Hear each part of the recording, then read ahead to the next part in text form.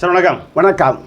தமிழக முதலமைச்சராக திரு C. Joseph Vijay அவர்கள் பதவியேற்ற பிறகு அந்த பதவியேற்ற விழாவிலேயே 3 கையெழுத்து போட்டார். அதனுடைய பற்றி நீங்கள் நினைக்கிறீங்க? அதனுடைய கையெழுத்து எல்லாம் இப்பொழுது செயல்பாட்டில் வந்திருக்கா?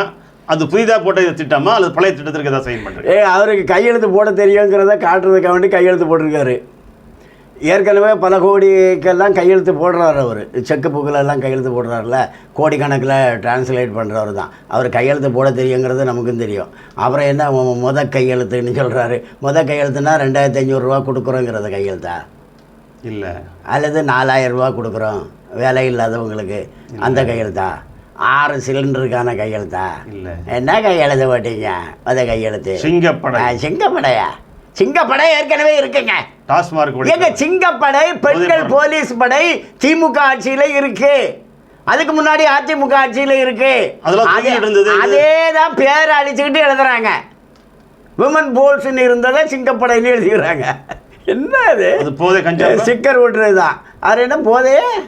கஞ்சா பொருளை எங்க தொலைச்சாங்க? கஞ்சா பொருளை கஞ்சா அடிச்சுக்கிட்டு தானாங்க 10 வயசு பொண்ணை கற்பழிச்சிருக்கான் கோயம்புத்தூர்ல முந்தா நாளைக்கு. கஞ்சாவை எங்கே தொலைச்சாங்க? கையெழுத்து போட்டாங்க. அதுக்கு ஒரு கையெழுத்து. அதான் ஊரை ஏமாத்துறது. சிங்கப்பன் ஊரை ஏமாத்துறது. 200 மின்சாரம். ஏன்னா 200 யூனிட் ஏங்க, ஏற்கனவே 100 யூனிட் மின்சாரம் இலவசமாக தான் கொடுக்குறாங்க. மாதம் 200 யூனிட் மின்சாரம் கொடுக்குறேன்னு சொல்லிக்கிட்டு அப்புறமா 2 மாதத்துக்கு ஒருக்காங்கிறீங்க. எப்படி? அதுவும் ஊரை ஏமாத்துறது தானே. அதுவும் 500 யூனிட் வரைக்கும் பயன்படுத்துறவங்க தான் சொல்றீங்க. இதுக்கு முன்னாடி அப்படி கிடையாது. எல்லாரும் கிடையாதா? இல்லைங்க, 100 யூனிட் எல்லாருக்கும் இருந்தது. ஆமா. இப்போ இவர் என்ன சொல்றாரு? 500 யூனிட் தரேன்னு சொன்னாரு. எங்க இல்லைங்க, உங்க மடியிலிருந்து பிடிக்கிட்டாங்க பணத்தை. நீங்க என்னவா பாக்கெட்டை திறந்து வச்சுக்கிட்டு போடுங்கிறீங்க.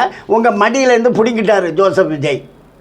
ஏற்கனவே எவ்வளோ யூனிட் பயன்படுத்தினாலும் 100 யூனிட் ஃப்ரீயாக இருந்தது இல்லை, அதை பிடிங்கிட்டாரு. இப்போ 500 யூனிட் வரைக்கும் பயன்படுத்துகிறவங்களுக்கு 2 மாதத்துக்கு ஒருக்கா தான் 200 யூனிட் அப்படிங்கிறாரு. அப்படின்னா ஏற்கனவே 100 இருக்கு. அப்போ நீ 100 தான் சொல்லணும். அதை நீ 200 வந்து மாதம் நீ சொன்னேன். ஆனால் இப்போ 2 மாதத்துக்கு ஒருக்கா நீ சொல்கிறேன்.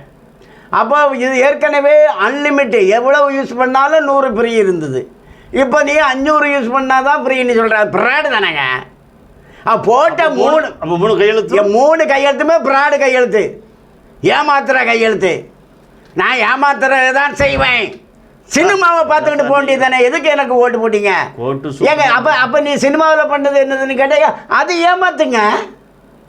சினிமாவில் பெட்டிஷன் எழுதுறேன்.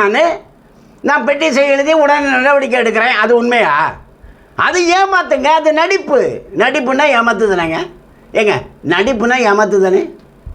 என்ன நடிப்புங்கிறது ஏமாத்து தானேங்க. இல்லை, ஷாக் ஆகிட்டேன். நீங்கள் 3 திட்டத்தையும் எங்க 3 திட்டமும் பிராடு, ஊரை ஏமாத்துறது. அவங்க செய்கிறது வசூல். எவ்வளவு வசூல் வரும்? நான் வசூல் பண்ணி தரேன் அப்படின்னு வருவாய்த்துறைக்கு செங்கோட்டையன் வந்திருக்கிறாரு. அப்போ எவ்வளோ வசூலிக்க முடியும்? நாம் இந்த எம்எல்ஏக்களை வாங்குறதுக்கு எத்தனை 1000 கோடி செலவு பண்ணியிருக்கோம். அதெல்லாம் உடனே எடுக்கணும். அது முடியுமா? அப்படி தான் அமைச்சரவை கூட்டத்தை ஜோசப் விஜய் போட்டிருக்கிறாருன்னு சொல்கிறாங்க. அவங்க திட்டமெல்லாம் வசூல் தான். இந்த 3 கையெழுத்துமே ப்ராடு கையெழுத்து. அது எதுவுமே சரியானது கிடையாது. ஏன்னா சிங்கப்படை ஏற்கனவே இருக்குது, மகளிர் படை. அதுக்கு பேர் தான் சிக்கர் தான் ஒட்டியிருக்காங்க. அதே போல் போதையை ஒழிக்கிறதுங்க எங்கே ஒழிச்சாங்க? எப்போவுமே சொல்கிறது தான் போதையை ஒழிக்கலாம். ஒரு விஷயம் தெரியுமா உங்களுக்கு? போதை ஒழிப்புத்துறை இருக்குது தமிழ்நாட்டில். என்ன? மது ஒழிப்புத்துறை. மது ஒழிப்புத்துறை என்ன செய்கிறாங்க தெரியுமா? மது வியாபாரம் பண்ணுறாங்க. என்ன?